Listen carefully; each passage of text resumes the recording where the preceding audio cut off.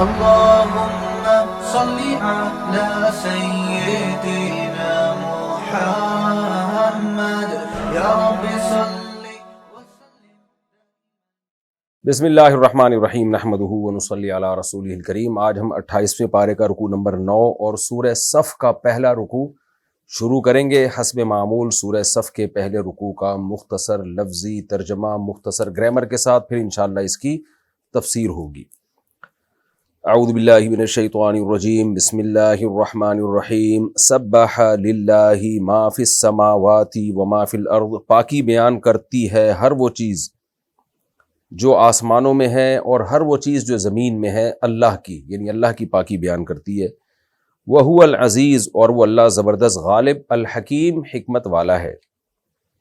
یا ایہا الذین آمنوا، اے لوگو جو ایمان لائے ہو، لما تقولون، لیما کا مطلب کیوں کہتے ہو، تقولون کیوں کہتے ہو، ما وہ بات، لا تفعلون جو کرتے نہیں ہو، فعل یفعل کرنا، کیوں کہتے ہو وہ بات جس پر تم خود عمل کرتے نہیں ہو. تفسیر میں ڈیٹیل آئے گی انشاءاللہ. کبورا مقتا عند اللہ، کبورا کا مطلب بہت بڑی ہے یہ بات، کبورا یکبورو بہت بڑی ہے یہ بات. مقتن ناراضی کے اعتبار سے، مقت ناراضی کو کہتے ہیں، مقت اللہ اللہ کی ناراضی. کبورا مقتن عند اللہ، اللہ کے نزدیک ناراضی کے لحاظ سے یہ بات بہت بڑی ہے، یعنی اللہ اس پہ بہت سخت ناراض ہوتا ہے. ان تقولو کہ تم وہ بات کہو، ما لا تفعلون جو تم کرتے نہیں ہو. ان اللہ بے شک اللہ تعالی، یحب الذین محبت کرتا ہے ان لوگوں سے، یقاتلون فی سبیلہ جو لڑتے ہیں اس اللہ کے راستے میں، صفن صف بستہ ہو کے. صف کا مطلب لائن، صف لائن کو کہتے ہیں نا، صف بستہ ہو کے لڑتے ہیں.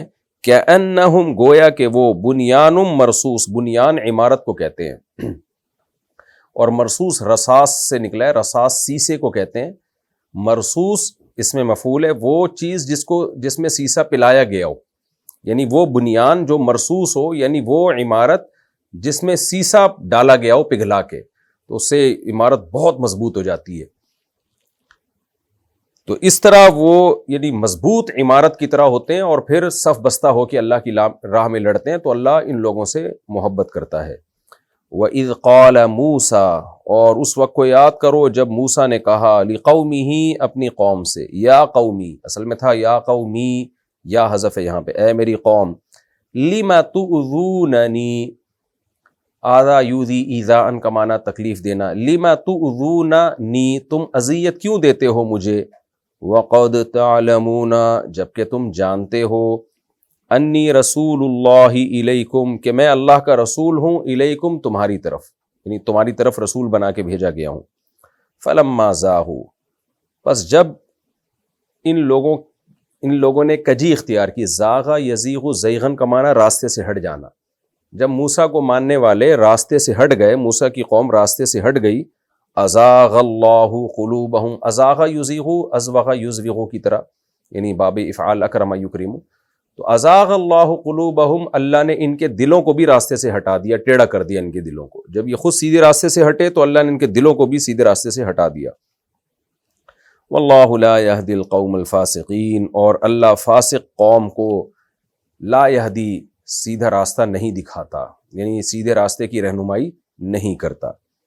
وَإِذْ قَالَ عِيسَى ابْنُ مَرْيَمَ، اور اس وقت کو بھی یاد کرو جب عیسیٰ ابن مریم نے کہا، یا بنی اسرائیل اے بنی اسرائیل، انی رسول اللہ الیکم میں اللہ کا رسول ہوں تمہاری طرف، مصدقاً تصدیق کرنے والا ہوں، لما بین یدی اس کتاب کی جو میرے سامنے ہے.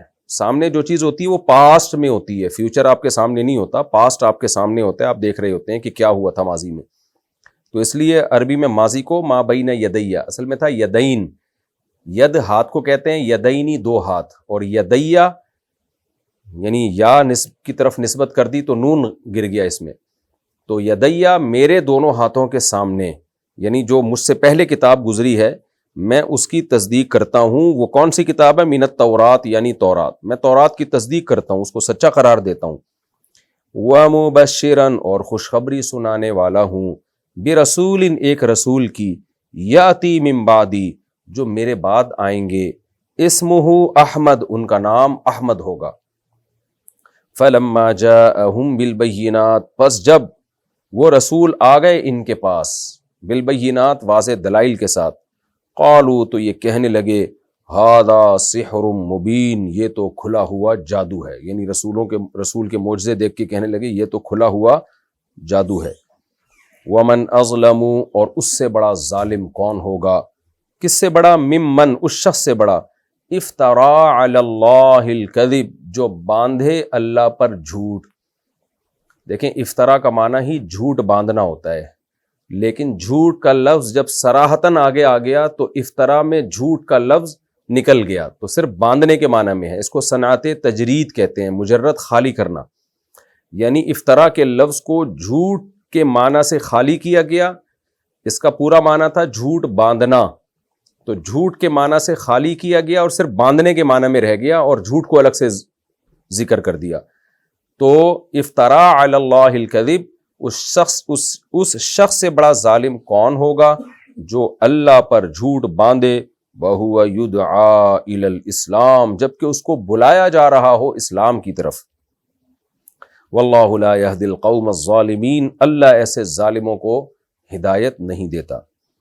یریدون یہ لوگ چاہتے ہیں، لیطفئوا کہ بجھا ڈالیں، اطفاء یطفئ اطفاء کا معنی بجھا دینا، چراغ وغیرہ بجھانے کے معنی میں، اطفئ کہتے ہیں نا اطفئ السراج چراغ کو بجھا دو، لیطفئوا نور اللہ بافواہہم یہ لوگ چاہتے ہیں کہ اللہ کے نور کو بجھا ڈالیں اپنے منہوں کے ذریعے، افواہ فوہ کی جمع، منہ کو کہتے ہیں افواہ اس کی جمع، یعنی اپنے منہ سے، یعنی پھونک مراد ہے اس سے، یہ لوگ چاہتے ہیں کہ اپنے منہ سے یعنی منہ کی پھونک کے ذریعے اللہ کے نور کو بجھا ڈالیں، کہتے ہیں نا پھونکوں سے یہ چراغ بجھایا نہ جائے گا، تو یہ پھونک کے ذریعے اللہ کے نور کو، یعنی اللہ کے نور کا جو چراغ ہے جو اسلام ہے اس کو بجھانا چاہتے ہیں۔ واللہ متم نورہ جبکہ اللہ اپنے نور کو مکمل کر کے چھوڑے گا، اتم یتم اتمامن کمپلیٹ کرنا، تمام کرنا کسی چیز کو، اصل میں تھا اتمم یتمم، وَلَوْ كَرِهَ الْكَافِرُونَ اگرچہ کافروں کو ناگوار ہی کیوں نہ گزرے، لیکن پھر بھی اللہ اپنے نور کو مکمل کر کے چھوڑے گا۔ هُوَ الَّذِي أَرْسَلَ رَسُولَهُ اللہ وہ ذات ہے جس نے اپنے رسول کو بھیجا، بالہدیٰ ہدایت کے ساتھ، وَدِینِ الْحَقِّ اور برحق دین کے ساتھ، لِيُظْهِرَهُ تاکہ اللہ اس دین کو غالب کر دے، اظہار کا مطلب غلبہ، عَلَى الدِّینِ كُلِّهِ تمام دینوں پر، وَلَوْ كَرِهَ الْمُشْرِكُونَ اگرچہ مشرکوں کو کتنا ہی ناپسند کیوں نہ ہو، لیکن اللہ نے اپنے نبی کو بھیجا اس لیے تاکہ اللہ اس دین کو تمام دینوں پہ غالب کر دے، اگرچہ مشرکین کو یہ بات کتنی ہی ناگوار کیوں نہ گزرے۔ یہ جی پہلے رکوع کا لفظی ترجمہ ہو گیا، اب ہم اس کی تفسیر کی طرف چلتے ہیں۔ سبح للہ ما فی السماوات وما فی الارض جو کچھ آسمانوں میں اور زمین میں جتنی بھی مخلوق ہے اللہ کی پاکی بیان کرتی ہے، چاہے زبان حال سے ہو یا زبان قال سے، یعنی زبان سے بھی اور اپنے ہر چیز اللہ کی قدرت بیان کر رہی ہے نا کہ اللہ ہر عیب سے پاک ہے۔ آپ کائنات کے ذرے ذرے میں غور کریں تو بنانے والے کی تعریف کیے بغیر آپ رہ نہیں سکتے کہ بنانے والا ہر عیب سے پاک ہے۔ فرمایا وَهُوَ العزیز وہ زبردست غالب ہے، یعنی جو چاہے کر گزرتا ہے، ہر چیز پر اس کا غلبہ ہے، الحکیم حکمت والا ہے۔ غلبہ تو اس کا یہ ہے کہ جو چاہے کر لے، لیکن بغیر حکمت کے کرتا کچھ نہیں ہے، اس کے ہر کام میں کوئی نہ کوئی حکمت ہوتی ہے۔ یا ایھا الذین آمنوا لم تقولون ما لا تفعلون اس آیت کا ایک شان نزول ہے۔ دیکھیں یہ سورہ صف سورہ آل عمران کے بعد نازل ہوئی ہے، سورہ بقرہ اور آل عمران کے بعد، کیونکہ یہ مدنی صورتوں میں سے آخر میں نازل ہونے والی صورتوں میں سے ہے۔ تو صحابہ کرام میں بعض حضرات نے کہا کہ اگر ہمیں پتہ چل جائے نا کہ کون سا عمل اللہ کو سب سے زیادہ محبوب ہے تو ہم فوراً وہ عمل کرنا شروع کر دیں گے۔ اس پر جہاد کی آیتیں نازل ہوئیں کہ بھئی اب تم لڑو، اب تک تو کافر تم سے لڑ رہے تھے، اب تم ان سے لڑو۔ تو اس پہ ظاہر ایک طبعی طور پر انسان کو مشقت سے تکلیف ہوتی ہے، تو بعض اصحاب رسول صلی اللہ علیہ وسلم کو ایک ناگواری گزری، یہ تو بڑا سخت اور مشکل حکم آ گیا، جہاد میں ظاہر ہے جانیں بھی جاتی ہیں، مال بھی جاتا ہے، معذوری کا بھی خطرہ ہوتا ہے، گرفتاری کا بھی خطرہ ہوتا ہے۔ تو جب بعض اصحاب پہ یہ حکم ناگوار گزرا تو پھر اللہ نے یہ آیت نازل کی، اے ایمان والو تم وہ بات کہتے کیوں ہو جو کرتے نہیں۔ دیکھیں قرآن میں نا بعض الفاظ استعمال ہوتے ہیں، اس کو سمجھنا ضروری ہے۔ بعض دفعہ قرآن میں کوئی لفظ، کوئی عمل کہا جاتا ہے اور اس سے وہ عمل نہیں بلکہ اس عمل کا ارادہ مراد ہوتا ہے، یعنی فعل بول کر ارادہ فعل مراد ہوتا ہے۔ اس کی مثال ایسے جیسے قرآن میں آتا ہے یا ایھا الذین آمنوا اذا قمتم الی الصلاۃ فاغسلوا وجوہکم وایدیکم الی المرافق، اے ایمان والو جب تم نماز کے لیے کھڑے ہو جاؤ تو اپنے چہروں اور ہاتھوں کو دھویا کرو، یعنی وضو کیا کرو۔ سوال پیدا ہوتا ہے جب نماز کے لیے کھڑے ہی ہو گئے تو اب کیا ہاتھ چہرہ دھوئیں گے؟ یہ تو کھڑے ہونے سے پہلے دھونا چاہیے تھا۔ تو ہم کیا کہیں گے، یہاں قیام جو ہے نماز کے لیے کھڑا ہونا، اس سے کھڑا ہونا نہیں بلکہ کھڑے ہونے کی نیت مراد ہے، کھڑے ہونے کا ارادہ مراد ہے۔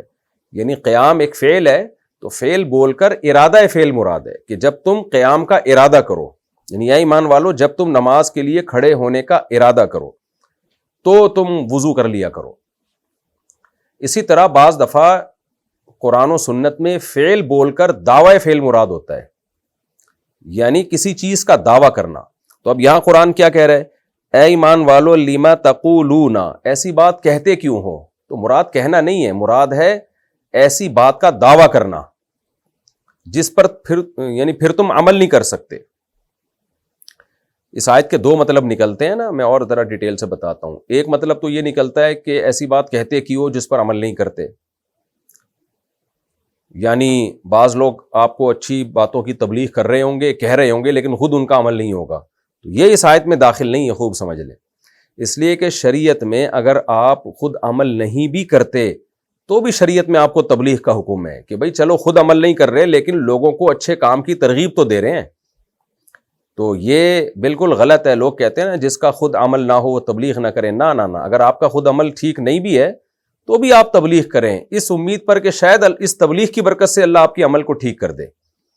ہاں اس کا دعویٰ نہ کریں، یہ شو نہ کریں کہ میں بہت نیک ہوں، شو اتنا ہی کریں جتنے آپ ہیں، یعنی اس عمل کا دعویٰ نہیں کریں کہ جیسے بعض لوگ ایسے تبلیغ کر رہے ہوتے ہیں کہ لگتا ہے کہ یہ خود پتہ نہیں کتنے پہنچے ہوئے ہوں گے، تو یعنی گویا کہ ان کے تبلیغ سے دعویٰ جھلک رہا ہوتا ہے کہ گویا ہم بہت پہنچے ہوئے نیک ہیں، تو دعویٰ نہیں کر رہے ہیں آپ، دعویٰ اسی کا کریں جتنے آپ ہیں۔ ہاں اچھے کام کی تبلیغ کرنا، چاہے آپ کا خود عمل نہ بھی ہو تو واعظ و نصیحت تو ہر ایک کو کرنی چاہیے اسی نیت سے، بلکہ ہمارے علماء اور اسلاف کا یہ معمول رہا ہے کہ بھائی جب دعوت اور تبلیغ کا کام کرو تو یہ بتا دیا کرو بھائی ہم سب سیکھنے والے ہیں، ہم اس نیت سے آپ کو کہہ رہے ہیں کہ اللہ ہمیں بھی توفیق دے، آپ کو بھی توفیق دے، آپ میں کوئی خامی ہو تو اس کی اصلاح ہو جائے، ہمارے اندر کوئی خامی ہو تو اس کی اصلاح ہو جائے۔ البتہ یہ ضرور ہے کہ جب آپ تبلیغ کرتے ہیں لوگوں کو اچھے کام کی تو پھر آپ کے لیے خود اس پر عمل کرنے کی اہمیت بہرحال بڑھ جاتی ہے۔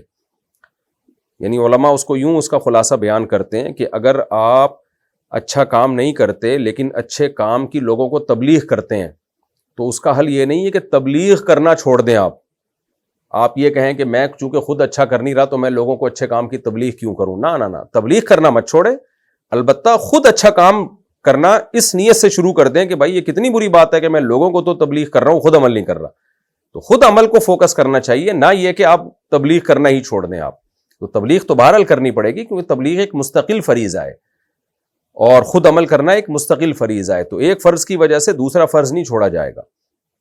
تو یہاں اس آیت کا کیا مطلب ہوا، یا ایھا الذین آمنوا لما تقولون ما لا تفعلون، ایسی بات کہتے کیوں ہو، یعنی ایسی بات کا دعویٰ کیوں کرتے ہو جس پر عمل نہیں کر پاتے۔ پھر یہاں دعوی فعل مراد ہے۔ دعوے کا کیا مطلب، کیا آپ یہ دعویٰ کرو کہ بھائی مجھے کوئی ایسا کام بتا دیا گیا جو میرے رب کو خوش کرے گا تو میں کروں گا، پھر جب کام بتایا گیا تو پھر انسان کو اس میں سستی ہونے لگی، تو پھر یہ بات غلط ہے۔ اس کی مثال بالکل ایسے جیسے آپ اپنے باس کو کہیں کہ سر آپ میرے ذمے کوئی کام لگائیں، یا آپ اپنے ٹیچر کو کہیں یا کسی بھی بڑے کو کہیں کہ سر آپ یہ کام مجھے دے کے دیکھیں تو صحیح میں کیسا اس کو بہترین طریقے سے سر انجام دیتا ہوں۔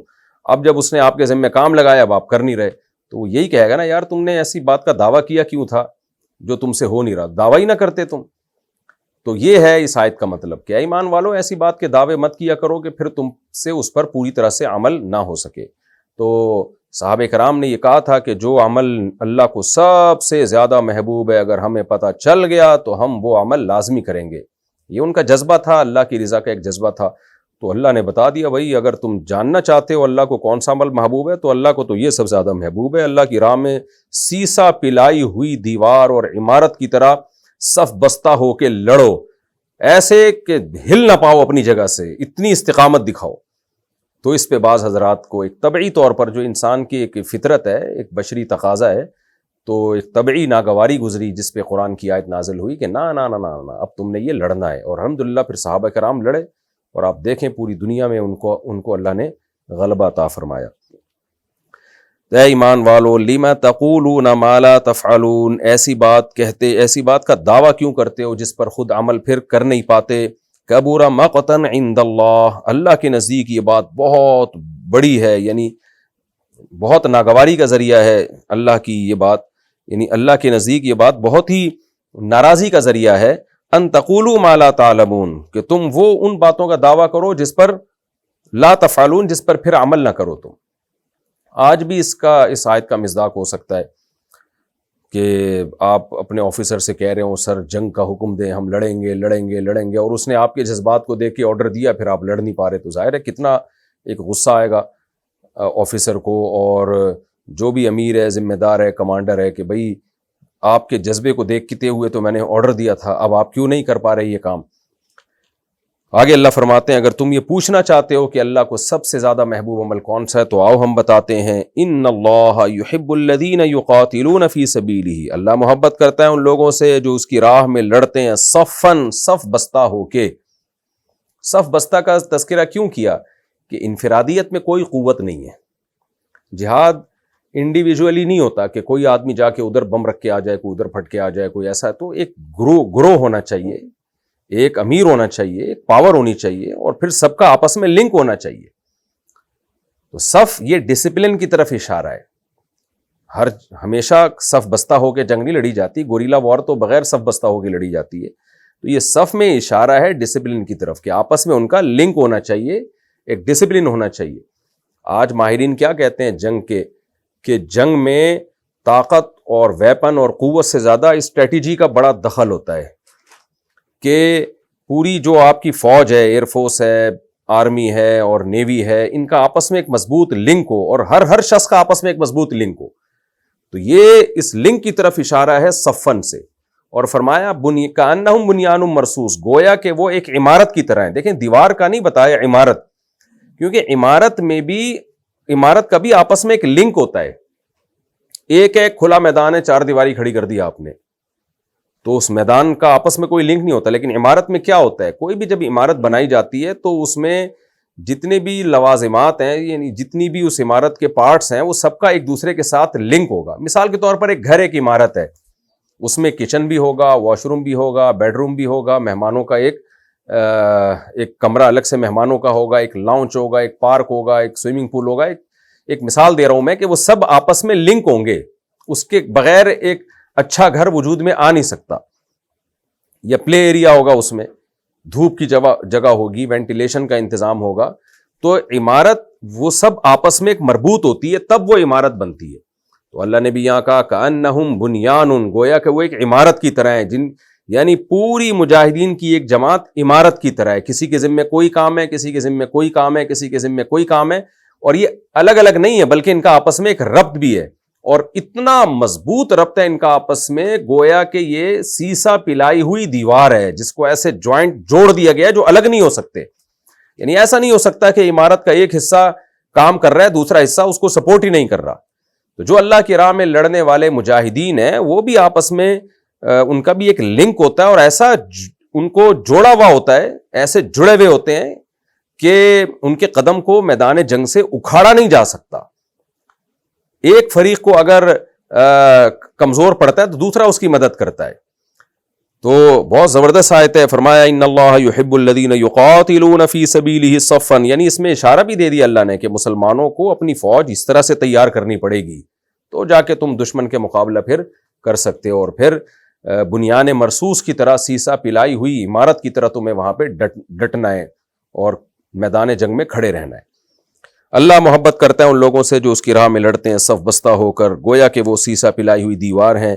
وَإِذْ قَالَ مُوسَىٰ لِقَوْمِهِ، پھر اللہ نے دو جلیل القدر پیغمبر کا تذکرہ کیا اور صحابہ کرام کو بتایا کہ دیکھو موسیٰ علیہ السلام بھی اللہ کے جلیل القدر پیغمبر تھے، جن کی قوم کو یہودی کہا جاتا ہے، کیونکہ آسمانی مذاہب جو باقی ہیں اس وقت وہ تو یہود و نصارہ ہی کے ہیں، باقی تو سارے آسمانی مذاہب جو ان سے پہلے تھے وہ انہی میں ضم ہو گئے، انہی میں مرج ہو گئے وہ۔ تو 2 جلیل القدر پیغمبر گزر چکے ہیں ہم سے پہلے، جن کے ماننے والے آج بھی موجود ہیں، ایک موسیٰ علیہ السلام اور ایک عیسیٰ علیہ السلام۔ حضرت موسیٰ علیہ السلام کی قوم کو بنی اسرائیل کہا جاتا ہے، اور وہی بنی اسرائیل پھر حضرت عیسیٰ پر ایمان لائے اور ان کو عیسائی کہا جانے لگا۔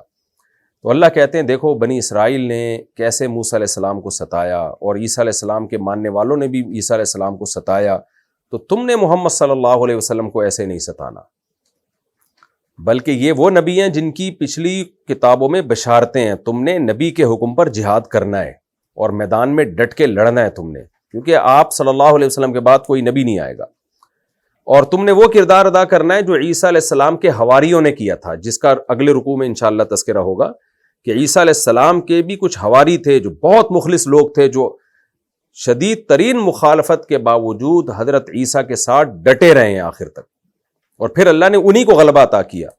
تم بھی نبی صلی اللہ علیہ وسلم کے ساتھ حضرت عیسیٰ کے حواریوں کی طرح ڈٹ جاؤ، غلبہ تمہارا ہی ہوگا اور اللہ دنیا پہ تمہیں حکومت دے گا۔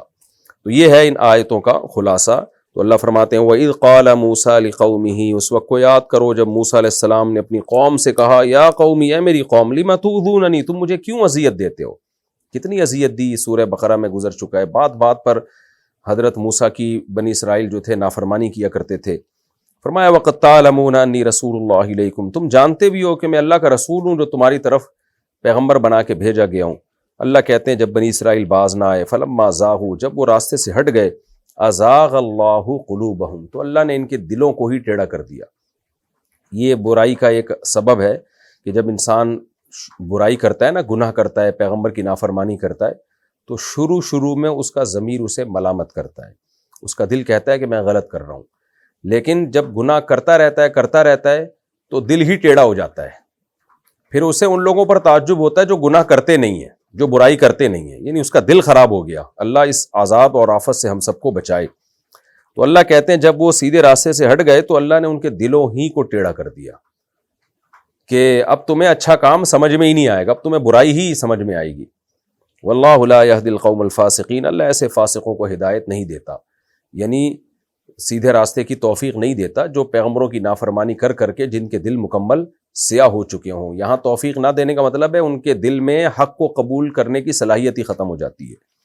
وَإِذْ قَالَ عِيسَى ابْنُ مَرْيَمَ، اللہ فرماتے ہیں اور دوسرے جلیل القدر پیغمبر عیسیٰ جو مریم کے بیٹے تھے، ان کے وقت کو بھی یاد کرو جب انہوں نے کہا اے بنی اسرائیل، انی رسول اللہ علیکم، میں اللہ کا رسول ہوں تمہاری طرف، مصدقا لما بین یدی من التوراۃ، میں کوئی نیا دین لے کے نہیں آیا، یا موسیٰ علیہ السلام یا تورات اور پچھلی آسمانی کتابوں کا انکار نہیں کر رہا میں، بلکہ میرے برحق ہونے کی ایک علامت یہ بھی ہے کہ میں تصدیق کرتا ہوں جو میرے پہلے کتاب گزر چکی ہے، یعنی تورات۔ دیکھیں جتنی آسمانی کتابیں حضرت موسیٰ سے پہلے گزری تھیں، حضرت عیسیٰ سے پہلے گزری تھیں، یا آسمانی صحائف، حضرت عیسیٰ سب کی تصدیق کرتے تھے، لیکن تورات کا اسپیشلی اس لیے تذکرہ کیا کہ حضرت عیسیٰ علیہ السلام کو جو شریعت دی گئی وہ بیسیکلی تھی تورات ہی، وہ چند چیزیں اس میں چینج کی گئی ہیں، ورنہ آپ اسی کے پابند تھے کہ تورات ہی کو آپ نے فالو کرنا ہے اور تورات ہی پر اپنی قوم کو چلانا ہے آپ نے۔ وَمُبَشِّرًا بِرَسُولٍ، اور میں تمہیں خوشخبری دے رہا ہوں ایک رسول کی، رسول میں اشارہ ہے کہ ان کی مستقل شریعت ہوگی، یاتی من بعدی، جو میرے بعد آئیں گے، اسمہ احمد، ان کا نام احمد ہوگا۔ احمد کا اصل ترجمہ یہ بنتا ہے کہ جس کی بہت زیادہ تعریف کی جائے۔ آج بھی علماء نے تو انجیل میں اتنی بشارتیں نکالی ہیں، آپ بیان القرآن میں حضرت مولانا شرف علی تھانوی نے اس آیت کے تفسیر میں بہت سارے حوالے انجیل کے ذکر کیے ہیں جس میں نبی صلی اللہ علیہ وسلم کی بشارت موجود ہے۔ جو اہل کتاب تھے نا، ان کی عادت یہ تھی کہ ان کتابوں میں جو نام ہوتا تھا نا، نام، اس کا وہ ترجمہ کر دیتے تھے، حالانکہ ناموں کا اصل میں ترجمہ ہوتا نہیں ہے، لیکن اس نام کا جو مفہوم بنتا تھا وہ اس مفہوم یعنی ترجمہ بیان کرتے، ترجمہ کے طور پر اس کا تذکرہ کرتے تھے۔ تو حضرت عیسیٰ علیہ السلام نے تو عبرانی زبان میں نبی صلی اللہ علیہ وسلم کی جو خوشخبری دی اس میں احمد کہا، تو جب عیسائیوں نے اس کا ترجمہ کیا عبرانی زبان میں تو احمد کا ترجمہ کر کے اس لفظ کو چینج کر دیا. اس ترجمے کا مطلب یہی بنتا تھا کہ جس کی بہت زیادہ تعریف کی جائے. پھر جب یونانی زبان میں اس کا ترجمہ ہوا تو فار قلید کے لفظ سے ہوا, جس کا ترجمہ یہی بنتا ہے کہ جس کی بہت زیادہ تعریف کی جائے.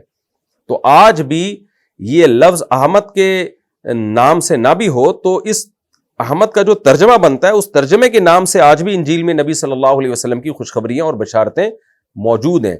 اور ہمارے جتنے بھی اسلام کے مناظر گزرے ہیں اور ماضی میں ہمارے اکابر گزرے ہیں, انہوں نے ان کی تفسیروں سے نکال کے یہ چیزیں دکھائی ہیں. اور ڈاکٹر ذاکر نائک نے بھی اپنی اسپیچز میں اس کا کافی تذکرہ کیا ہے. تو جو عیسائی لوگ ہیں, عیسائی برادری ہے, ان کے پاس اس کا کوئی جواب نہیں ہے کہ اگر اس سے محمد صلی اللہ علیہ وسلم مراد نہیں ہے تو بتاؤ پھر کون مراد ہے ان سے, پھر کون ہے جو اس نام کا مصداق ہے. تو اللہ تعالیٰ فرماتے ہیں کہ حضرت عیسیٰ علیہ السلام نے خوشخبری دی کہ میرے بعد ایک پیغمبر آئیں گے جن کا نام احمد ہوگا. یہی وجہ ہے کہ نجاشی کے سامنے جب حضرت جعفر طیار نے سورہ مریم پڑھی ہے نا تو نجاشی فوراً ایمان لے آیا تھا. اس کی وجہ واضح ہے کہ نجاشی انجیل پڑھتا تھا, اس کو اندازہ تھا کہ ایک پیغمبر کا ظہور ہونے والا ہے, اور جب اس نے سورہ مریم سنی تو اس نے فوراً کہہ دیا کہ بھئی یہ وہی کلام ہے جو حضرت عیسیٰ علیہ السلام پہ نازل ہوا, یہ بالکل اسی جیسا کلام ہے. اور ویسے بھی آپ دیکھیں کہ حضرت عیسیٰ علیہ السلام نے کہیں بھی اپنے آخری نبی ہونے کا دعویٰ نہیں کیا. یہی وجہ ہے کہ نجاشی کے سامنے جب نبی کی نبوت کا تذکرہ ہوا تو نجاشی نے یہ نہیں کہا کہ حضرت عیسیٰ تو آخری نبی ہیں, آپ کے بعد تو کوئی نبی نہیں آئے گا. اور نبی صلی اللہ علیہ وسلم کے دور میں بھی جب نبی صلی اللہ علیہ وسلم نے نبوت کا دعویٰ کیا ہے, وہاں بھی کسی یہودی یا عیسائی نے, ایک ضعیف روایت بھی, ہمیں کوئی تاریخی روایت بھی نہیں ملتی کہ کسی یہودی یا عیسائی نے یہ کہا ہو کہ بھئی انبیاء تو اب ختم ہو چکے ہیں, اب کوئی نیا نبی نہیں آئے گا. نہ, وہ یہ تو اعتراض کرتے تھے کہ آپ نبی نہیں ہیں, لیکن انہوں نے یہ کبھی نہیں کہا کہ اب نیا نبی کوئی نہیں آئے گا. یہ کبھی بھی نہیں کہا, اس لیے کہ ان کو معلوم تھا انبیاء کا سلسلہ جاری ہے, نبی آئیں گے. تو اب ہمارا یہود و نصارہ سے سوال یہ ہے کہ بھئی تم حضرت موسیٰ اور عیسیٰ علیہ السلام کو آخری نبی نہیں مانتے, تمہاری کتابوں میں کہیں بھی نہیں ہے کہ حضرت عیسیٰ آخری نبی ہیں. یہی وجہ ہے کہ عیسائیوں کا جو مسلمانوں سے مناظرے ہوئے ہیں وہ اس پر تو ہوئے ہیں کہ محمد صلی اللہ علیہ وسلم اللہ کے نبی ہیں یا نہیں. اس پہ مناظرے نہیں ہوئے کہ حضرت عیسیٰ کے بعد تو کوئی نبی آ ہی نہیں سکتا. اس پہ کبھی بھی مناظرہ نہیں ہوا جہاں تک میری معلومات ہے. اور اگر کوئی جزوی طور پر ہوا بھی ہوگا تو اس کی کوئی حیثیت ہے نہیں. مسلمانوں میں تو آپ دیکھیں نا کہ جب بھی کوئی نبوت کا دعویٰ کرتا ہے تو مسلمان تو فوراً یہ اعتراض کرتے ہیں بھائی نبی تو آخری نبی ہیں, اب یہ دعویٰ کرنا ہی غلط ہے, اب اس کے میں بحث کرنا کہ یہ سچا نبی ہے جھوٹا نبی ہے, یہ بحث کا دروازہ ہی اللہ نے بند کر دیا ہے. ہمیشہ سے یہی ہوتا آ رہا ہے اہل اسلام میں کہ جب بھی کسی نے نبوت کا دعویٰ کیا تو مسلمان تحقیق نہیں کرتے, مسلمان کہتے ہیں بھائی یہ تو ایک طے شدہ حقیقت ہے, آپ صلی اللہ علیہ وسلم آخری نبی ہیں, کیونکہ نبی صلی اللہ علیہ وسلم نے اور قرآن نے اتنی وضاحت کے ساتھ آپ کا آخری نبی ہونا بیان کر دیا کہ یہ مسئلہ بھی اختلافی رہا نہیں ہے, جبکہ یہود و نصارہ میں ایسا نہیں ہے. تو ہمارا یہود و نصارہ سے سوال یہ کہ بھائی تمہاری کتابوں میں جس نبی کی بشارتیں ہیں, خوشخبریاں ہیں, اگر وہ محمد صلی اللہ علیہ وسلم نہیں ہے تو پھر کون ہے وہ؟ حضرت عیسیٰ علیہ الصلوۃ والسلام کو دنیا سے گئے ہوئے یعنی آسمانوں پہ اٹھائے ہوئے تو 2025 سال ہو چکے ہیں. 2025 سال میں پھر نیا نبی کیوں نہیں آیا, اور وہ نبی کیوں نہیں آیا جس کی تمہاری کتابوں میں خوشخبریاں اور بشارتیں ہیں؟ ہم تو یہ کہتے ہیں وہ نبی آ چکے ہیں اور ان کا نام ہے احمد, محمد, نبی صلی اللہ علیہ وسلم کے یہ سارے نام ہیں, تو وہ نبی تو آ چکے ہیں. تو اس لیے اگر کوئی ضد اور ہٹ دھرمی کو چھوڑ دے تو اس کا ضمیر یہ یقیناً یہ گواہی دے گا کہ آپ صلی اللہ علیہ وسلم ہی وہ پیغمبر ہیں جن کی خوشخبری حضرت عیسیٰ ابن مریم علیہ الصلوۃ والسلام دنیا میں دے کر گئے تھے. اللہ تعالیٰ فرماتے ہیں فلما جاءہم بالبینات, جب یہ پیغمبر ان کے پاس واضح دلائل کے ساتھ آ گئے, یعنی ایک دلیل تو وہی تھی جو انجیل میں تھی کہ آپ کا نام یہ ہوگا, لیکن اس کے علاوہ بھی نبی صلی اللہ علیہ وسلم معجزوں کے ساتھ آئے, تو ان کافروں نے کیا ضد اور ہر دھرمی دکھائی, بجائے ایمان لاتے بلکہ کہنے لگے ھذا سحر مبین, یہ کھلا ہوا جادو ہے, یعنی معجزے نہیں ہیں, یہ تو معاذ اللہ جادو ہے. ومن اظلم ممن افترى علی اللہ الکذب, اللہ کہتے ہیں بتاؤ اس سے بڑا ظالم کون ہوگا جو اللہ پہ جھوٹ باندھے. یہ اللہ ہی پہ تو جھوٹ ہے, اللہ کہہ رہے یہ میرے پیغمبر ہیں اور آپ کہہ رہے ہو نہیں یہ نہیں ہے, تو یہ اللہ پہ جھوٹ باندھ دیا نا آپ نے, اللہ کو جھٹلا رہے ہو آپ. وَهُوَ يُدْعَى إِلَى الْإِسْلَام، جبکہ اس کو اسلام کی دعوت بھی دی جا رہی ہو. یعنی حق کا انکار اگر اس بیس پہ کیا جائے کہ حق کی دعوت آپ تک پہنچی نہیں ہے تو بھی یہ جرم ہے، لیکن کم درجے کا جرم ہے. لیکن حق کی دعوت آپ تک پہنچ جائے اس کے بعد آپ انکار کریں تو یہ بڑے درجے کا جرم ہے. تو اللہ کہتے ہیں ان تک اسلام کی دعوت یہود و نصارہ تک پہنچ رہی ہے، اپنی کتابوں میں دیکھ رہے ہیں، اس کے بعد بھی نبی کی نبوت کا انکار کر رہے ہیں اور اللہ پہ گویا جھوٹ باندھ رہے ہیں، تو ان سے بڑا ظالم کون ہو سکتا ہے پھر. واللہ لا یہدی القوم الظالمین، اللہ ایسے ظالموں کو ہدایت نہیں دیتے جو اس درجے کے ہٹ دھرم ہوتے ہیں. یریدون لیطفئوا نور اللہ بافواہہم، آگے مسلمانوں کو تسلی ہے کہ یہ اسلام دشمنی میں اسلام کے خلاف لڑائیاں لڑ کے اور زبانی پروپیگنڈا کر کے اسلام کو ختم کرنا چاہتے ہیں تو پریشان مت ہو، غلبہ اسلام کو ہوگا. اس لیے کہ اسلام تو اللہ کا نور ہے، یعنی ہدایت کا نور ہے، جس سے لوگوں کو روشنی نظر آ رہی ہے، سیدھا راستہ نظر آ رہا ہے. تو اللہ کے نور کو بھلا کوئی پھونکوں سے بجھا سکتا ہے؟ یعنی ان کی تمام تر کوششوں کی مثال ایسے ہے جیسے کسی کے منہ کی پھونک ہو، اور اللہ کا دین جو اسلام ہے اس کی مثال ایسے جیسے اللہ کا کوئی چراغ ہو. تو اللہ کا چراغ تو بڑا پاورفل ہوتا ہے، اس کو پھونکوں سے بجھایا نہیں جا سکتا. یعنی اللہ اپنے دین کو غالب کر کے چھوڑے گا. واللہ متم نورہ، جبکہ اللہ اپنے نور کو مکمل کر کے چھوڑے گا، یعنی اسلام کو دنیا میں غالب کر کے چھوڑے گا. ولو کرہ الکافرون، اگرچہ کافروں کو کتنا ہی ناگوار کیوں نہ گزرے. هو الذی ارسل رسولہ بالہدی، سوال پیدا ہوتا ہے بھائی اللہ ایسا کیوں کرے گا؟ کتنے پیغمبر دنیا میں آئے اور ان کا مشن کمپلیٹ نہیں ہوا، ان کو شہید کر دیا گیا، قتل کر دیا گیا، اور وہ جو دعوت لے کر آئے تھے وہ دنیا میں غالب نہ ہو سکی. تو محمد صلی اللہ علیہ وسلم کے ساتھ بھی ایسا ہو سکتا ہے کہ آپ جو دین دنیا میں لے کر آئے کافر اس کو نہ پنپنے دیں اور آپ کی دعوت کو دھکیل کے پیچھے لے جائیں اور اسلام دنیا میں غالب نہ ہو. تو یہ کون سی اچھمبے کی بات ہے؟ تو اللہ کہتے ہیں یہ نہیں ہو سکتا.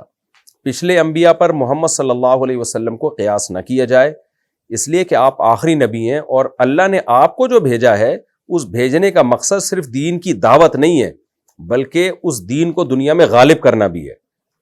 تو اگر نبی کو کہ دنیا میں آنے کے بعد اللہ آپ کی دین کو دنیا میں غالب ہی نہیں کرتا تو نبی کے بھیجنے کا مقصد ہی فوت ہو جائے گا.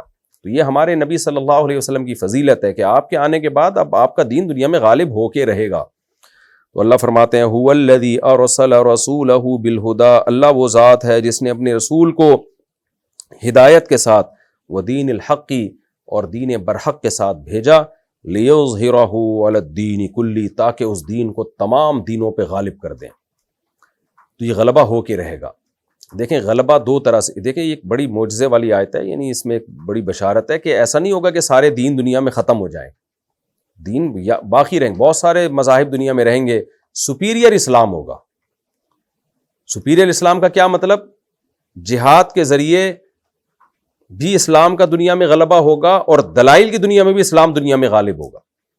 یہی وجہ ہے کہ صحابہ کرام نے دنیا فتح کی اور کہاں کہاں دنیا میں، یورپ تک پہنچ چکے تھے، افریقہ فتح ہو گیا تھا مکمل، اور ایشیا میں کہاں تک پہنچ چکے تھے وہ. تو سپیریئر جہاد کی دنیا میں اور حکومت کے لحاظ سے بھی مسلمان تھے، تبھی سائنسی ترقیاں بھی مسلمانوں نے کی ہیں، پالیسیاں بھی ہماری دنیا پہ چلتی تھیں.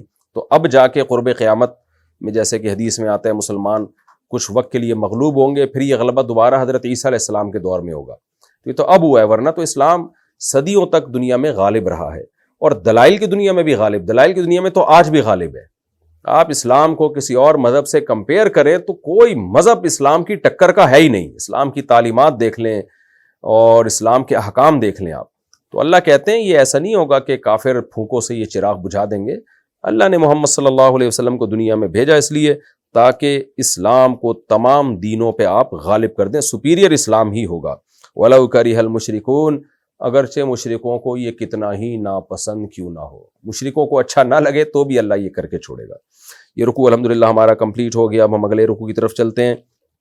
سورہ صف کا دوسرا رکوع اور 28ویں پارے کا 10واں رکوع، یعنی دوسرا اور آخری رکوع سورہ صف کا. لفظی ترجمہ مختصر گرامر کے ساتھ کر دیتا ہوں، پھر انشاءاللہ اس کی تفسیر ہوگی. بہت آسان رکوع ہے.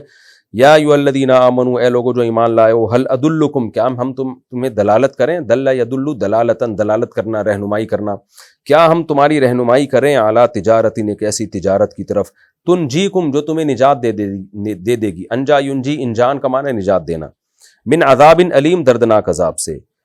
وہ تجارت کیا ہے؟ تؤمنون باللہ ورسولہ، تم اللہ پر، اس کے رسول پر ایمان لاتے ہو، یعنی وہ تو تم نے کر لیا ہے، تم ایمان لے کر آتے ہو، یہ تو ایک اس تجارت کی ایک پہلی شرط تو پوری ہو گئی ہے، اور ایک اور شرط ہے جو تم پوری کرتے ہو، وہ کیا ہے؟ وتجاہدون فی سبیل اللہ، اللہ کی راہ میں لڑتے ہو تم، باموالکم وانفسکم، اپنے مالوں کے ساتھ اور اپنی جان کے ساتھ، تو یہ ہے وہ تجارت۔ ذالکم خیر لکم، یہ تمہارے لیے بہتر ہے، ان کنتم تعلمون، اگر تم جانو، یغفر لکم ذنوبکم، اس ایمان اور اس جہاد کا نتیجہ کیا نکلے گا؟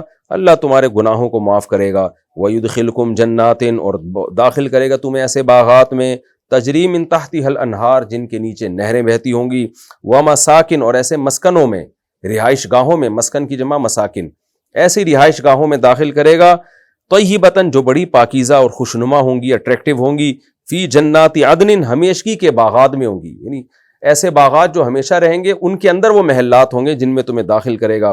ذالک الفوز العظیم، یہ بہت بڑی کامیابی ہے۔ وَأُخْرَى، اور ایک اور کامیابی تمہیں دے گا، تحبونہا، جس سے تم بہت پسند کرتے ہو، وہ کیا ہے؟ نصر من اللہ، اللہ کی طرف سے مدد، جہاد میں تمہاری مدد ہوگی، وفتح قریب، اور بہت جلد فتح، یعنی فتوحات کا دروازہ تم پہ بہت جلد کھل جائے گا، تم اس سے محبت، یعنی یہ تو دنیا کی چیز ہے جو سبھی چاہتے ہیں، جنت اصل میں بعد میں ملتی ہے نا، تو جو چیز انسان کو بعد میں ملتی ہے اس کی بہت زیادہ طلب نہیں ہوتی انسان میں، اور اگر آپ کو فوری طور پہ کوئی نعمت مل جائے تو اس کی طرف سب بھاگتے ہیں، تو اس لیے اللہ نے یہ تعبیر استعمال کی کہ یہ تو تمہیں، اس کو تو تم فوری پسند ہی کرو گے، فتوحات اور اللہ کی طرف سے مدد۔ وبشر المومنین، اور اے نبی آپ مومنوں کو خوشخبری سنا دیجئے، یا ایھا الذین آمنوا، اے لوگو جو ایمان لائے ہو، کونوا انصار اللہ، ہو جاؤ اللہ کے مددگار، ناصر کی جمع انصار، ایسے مددگار بن جاؤ، کما قال عیسی ابن مریم للحواریین، جیسے عیسیٰ ابن مریم نے حواریین سے کہا، حور حورا کی جمع ہے نا، حورا سفیدی کو کہتے ہیں، میں پہلے اس کو لفظ کو ایکسپلین کر چکا ہوں، تو حواری جو سفید دوست، یعنی خالص دوست، سفید چیز بھی خالص ہوتی ہے، کوئی داغ دھبا نہیں ہوتا، تو حضرت عیسیٰ کے جو صحابہ تھے جو بہت مخلص، ان کو حواری کہا جاتا ہے۔ جیسے کہ حواریین نے کہا، حضرت عیسیٰ نے حواریین سے کہا، من انصاری، کون ہے میرا مددگار، اللہ، اللہ کی طرف، یعنی اللہ کے دین کی طرف کون میری مدد کرنے والا ہے؟ قال الحواریون، حواریوں نے کہا، نحن انصار اللہ، ہم اللہ کے مددگار ہیں، یعنی اللہ کے دین کے۔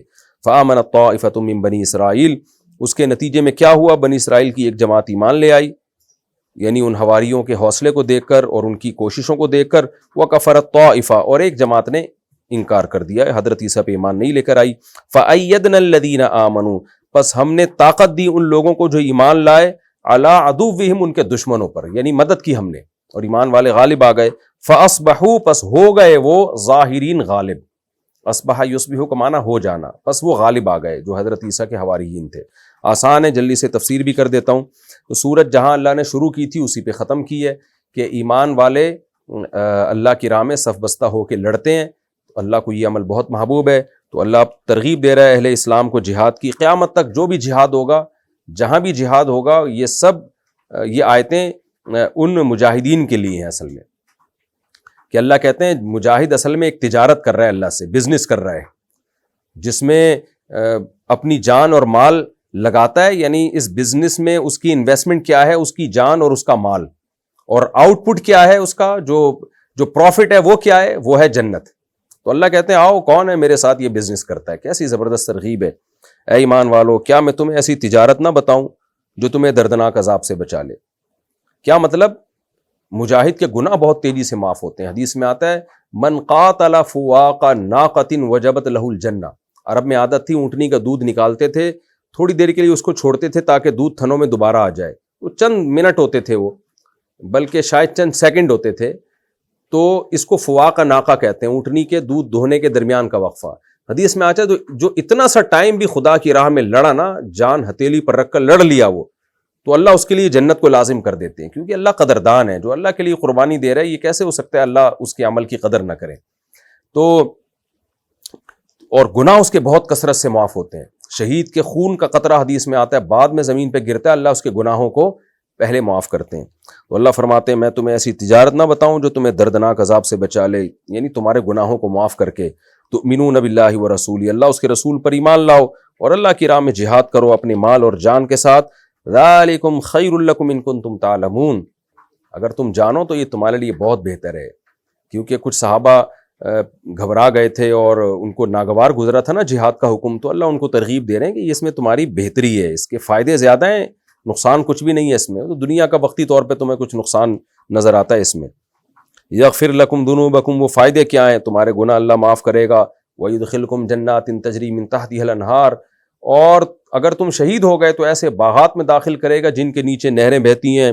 اور ومساکن طیبۃ, بہت خوشنما رہائش گاہیں ہوں گی, محلات ہوں گے. فی جنات عدن, ایسے باغات میں جو ہمیشہ رہیں گی, جو ہمیشہ رہیں گے, ایسے باغات میں ایسے محلات ہوں گے. ذالک الفوز العظیم, یہ بہت بڑی کامیابی ہے. واخری تحبونھا, ظاہر ہے یہ جنت میں ملے گی, جنت نظر نہیں آ رہی. انسان کی ایک نیچر ہے, طبیعت ہے, کتنا ہی مضبوط ایمان ہو لیکن جو فوری ملنے والی چیز ہے انسان اس کو زیادہ لائک کرتا ہے. آپ کسی کو کہنا یار یہ کام کر لو تمہیں جنت ملے گی, اگرچہ وہ کتنا ہی صاحب ایمان ہو, ایک دم اس کو ایسا حوصلہ نہیں ملتا, لیکن آپ اسے کہو کہ یہ کام کر لو تمہیں میں اتنے پیسے دوں گا, تو ایک دم حوصلہ مل جاتا ہے. یہ انسان کی نیچر ہے. تو اس لیے اللہ نے فرمایا وأخری, اور ایک اور چیز بھی تمہیں ملے گی, صرف جنت نہیں ہے وہ تو تحبونھا, تم اس کو لائک کرتے ہی ہو. وہ کیا ہے؟ نصر من اللہ, اللہ کی مدد بھی آئے گی. صرف شہادتیں ہی نہیں ہوں گی, اس میں مدد بھی آئے گی. وفتح قریب, اور قریب بہت جلد فتح بھی ملے گی. یعنی تمہارا دشمن پہ غلبہ بھی ہوگا, اس غلبے سے تمہاری عزت میں اضافہ ہوگا, مال غنیمت ملے گا, حکومت اور رعب اور دبدبہ عزت تمہاری ہوگی, اور یہ سب دنیا کی نعمتیں بھی تمہیں ملیں گی. وبشر المؤمنین, اور اے نبی آپ ایمان والوں کو خوشخبری سنا دیں کہ یہ سب نعمتیں ملیں گی. اور اللہ نے اپنے وعدہ پورا کیا.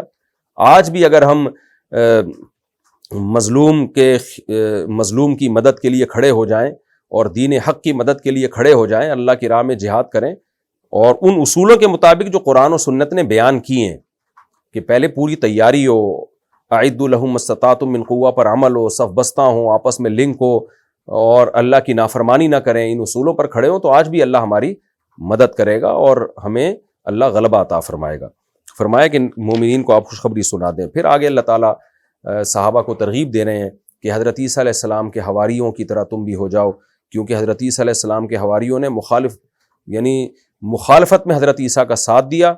اس کا نتیجہ کیا نکلا؟ بہت سے بنی اسرائیل ان کو دیکھ کے ایمان لے آئے, اور جن کی قسمت میں کفر تھا وہ کافر رہے, لیکن بالآخر اللہ نے ایمان والوں کو غلبہ دیا. اللہ تمہیں بھی ایسا غلبہ دے گا. اے ایمان والو اللہ کے مددگار بن جاؤ, یعنی اللہ کے دین کے. جیسے کہ عیسیٰ ابن مریم نے حواریین سے کہا کون ہے اس مشکل وقت میں میرا ساتھ دے گا اور اللہ کے دین کے لیے میری مدد کرے گا, تو حواریون نے کہا نحن انصار اللہ, ہم اللہ کے مددگار ہیں, یعنی اللہ کے دین کے. تو بنی اسرائیل میں کچھ لوگ ایمان لے آئے اور کچھ ایمان نہیں لائے. تو جو ایمان لائے تھے اللہ کہتے ہیں فَأَيَّدْنَا الَّذِينَ آمَنُوا عَلَىٰ عَدُوِّهِمْ, ہم نے ان کے دشمنوں پر ایمان والوں کی مدد کی, اور فَأَصْبَحُوا ظَاهِرِينَ, بالآخر وہی غالب ہو گئے. آپ دیکھیں عیسائیت نے بھی دنیا پہ ایک راج کیا ہے, اور پوری دنیا میں کیسے عیسائیت پھیلی ہے اور کتنے بڑے علاقے پر عیسائیوں کا قبضہ ہوا. یہ اسی وجہ سے کہ وہ ایمان اور اعمال صالحہ پر چلے اور اس کو اختیار کیا. لیکن جب عیسیٰ علیہ السلام کی تعلیمات سے انہوں نے انحراف کیا تو پھر اللہ نے اسلام کو دنیا میں غلبہ عطا فرمایا. یہ صورت بھی الحمدللہ مکمل ہو گئی اور ہمارا وقت بھی مکمل ہو چکا ہے. اب ہم اگلے ایپیسوڈ میں انشاءاللہ سورہ جمعہ شروع کریں گے. تو اگلے ایپیسوڈ میں انشاءاللہ میں 28ویں پارے کا 12واں رکوع اور سورہ جمعہ کا پہلا رکوع شروع کروں گا. اللہ تعالیٰ سمجھنے کی عمل کی توفیق عطا فرمائے. وما علینا الا البلاغ.